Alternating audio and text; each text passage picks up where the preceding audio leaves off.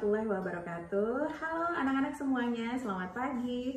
Apa kabar hari ini? Semoga kalian tetap sehat dan masih mematuhi peraturan pemerintah untuk physical distancing ya.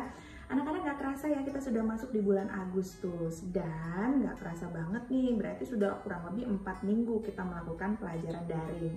Banyak yang udah bosen nih anak-anak dengan school from home, ya nggak? Boring banget katanya.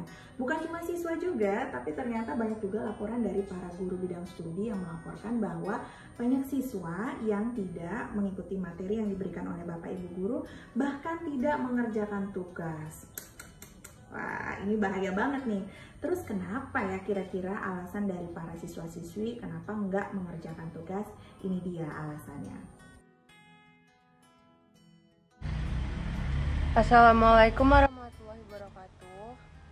Hai Bu Eni, juga teman-teman semua. Nama saya Salsa dari kelas 9. Saya mewakili alasan-alasan kenapa siswa tidak mengerjakan tugas dan malas-malasan selama belajar daring. Daring memang merupakan hal yang menantang bagi siswa-siswi dan bisa menyebabkan tekanan psikologis.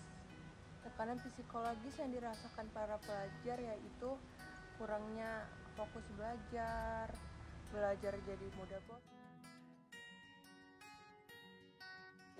Selamat sore Bu, tadi kan Ibu bertanya kenapa siswa malas belajar dari rumah atau mengerjakan tugas. Nah, ini alasan saya itu karena terlalu banyaknya tugas yang diberikan oleh guru.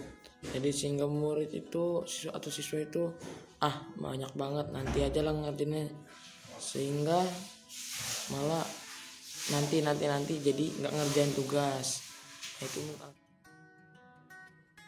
Assalamualaikum warahmatullahi wabarakatuh. Saya Sultan Sabdalam Putra Hasibuan, kelas 97. Menurut saya siswa tidak mengerjakan daring itu karena siswa tidak mengerti apa yang dikerjakannya, karena pemasukan pembelajaran tidak masuk ke otak siswa. Jadi sebab itu siswa jadi malas untuk mengerjakan daring itu. Sekian dan terima kasih. Assalamualaikum warahmatullahi wabarakatuh.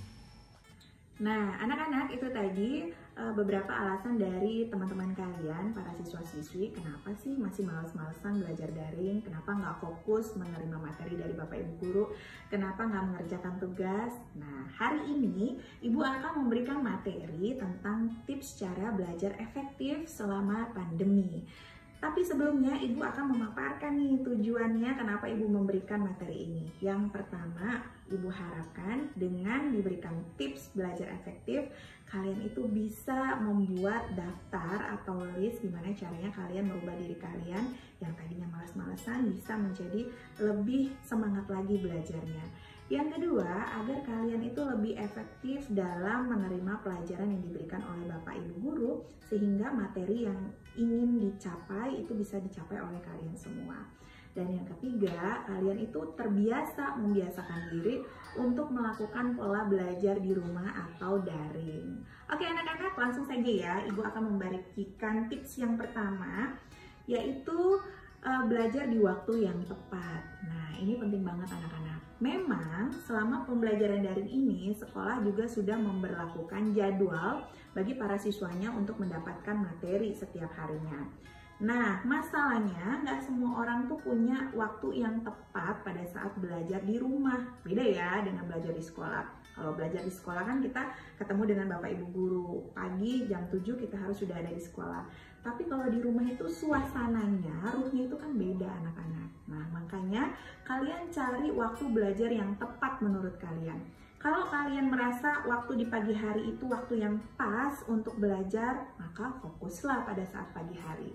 Tapi kalau kalian merasa pagi hari terlalu riweuh dengan aktivitas di rumah ya, ibu yang masak, ayah yang siap-siap mau kerja, terus kalian nggak fokus, kalian bisanya malam, oke, nggak apa-apa.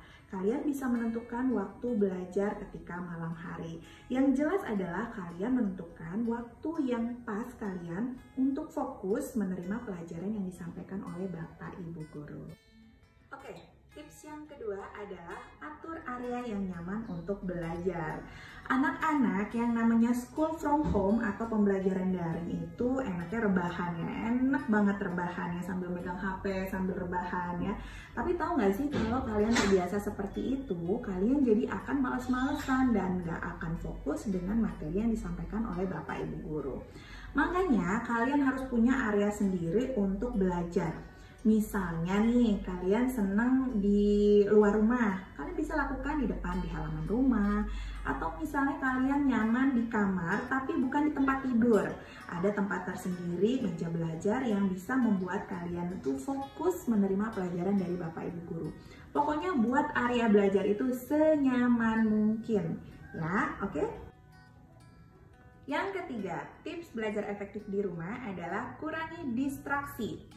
Anak-anak yang namanya belajar di rumah tentu sangat beda ya sama belajar tatap muka di sekolah.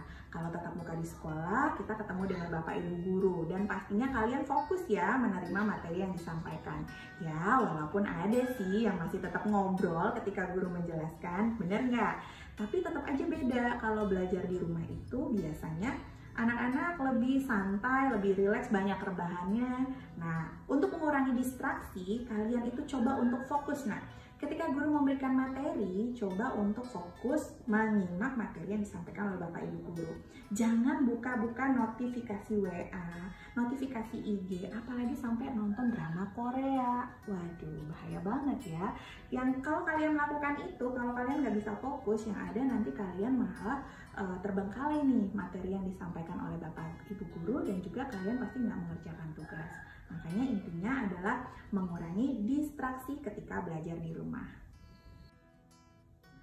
Anak-anak, pada saat pembelajaran online yang paling penting ini adalah kalian harus menyiapkan koneksi internet ya. Jadi tips belajar efektif yang keempat adalah menyiapkan koneksi internet.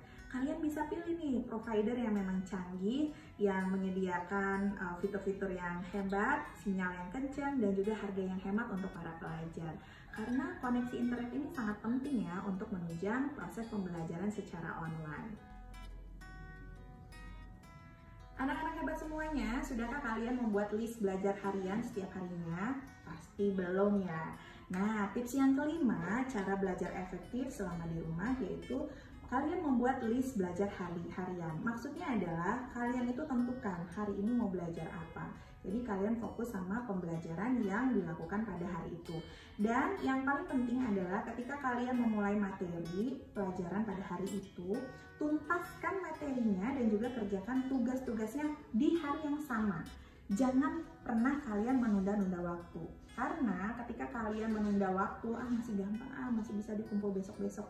Yang ada, kalian akan terbiasa keenakan. Nah, jadi usahakan untuk membuat list harian belajar di rumah. Terus kalian buat juga apa yang sudah dicapai pada hari itu. Misalnya hari pertama, hari Senin, pelajarannya adalah Bahasa Indonesia dan juga Agama. Nah, yang harus kalian kerjakan berarti di hari Senin adalah menyimak materi dengan seksama yang diberikan oleh Bapak Ibu Guru, kemudian mengerjakan tugas-tugas yang diberikan di hari yang sama. Ingat ya, intinya dari keseluruhan tips belajar efektif di rumah adalah niat.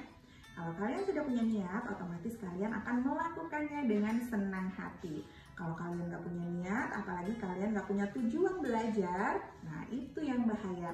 Ingat ya nak ya, pembelajaran di rumah, school from home atau pembelajaran daring ini membuat kalian untuk tetap berada di rumah, untuk tetap sehat dan juga untuk mematuhi protokol kesehatan. Oke, sekian dari Ibu, mudah-mudahan apa yang Ibu sampaikan bisa bermanfaat untuk kalian. Dan Ibu ingatkan kembali untuk kalian, bagi kalian yang mempunyai kendala atau masalah ketika pembelajaran daring di rumah, kalian boleh menghubungi Ibu via WA ataupun telepon langsung.